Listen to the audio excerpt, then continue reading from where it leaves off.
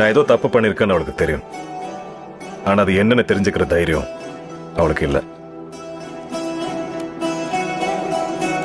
இன்னைக்கு நான் இப்படி இருக்கேன்னா அதுக்கு காரணம் ஒரு மனுஷனோட மரணம், என் பொண்டாட்டியோட அழுக, எங்க அப்பா சொன்ன வார்த்தை.